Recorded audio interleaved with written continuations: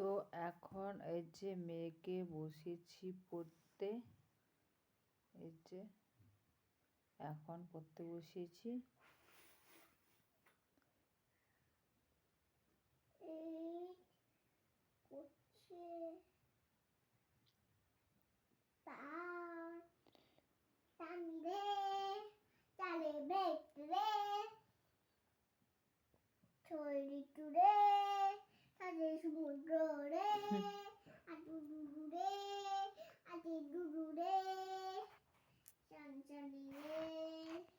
তো এখন পড়াশোনা করাবো।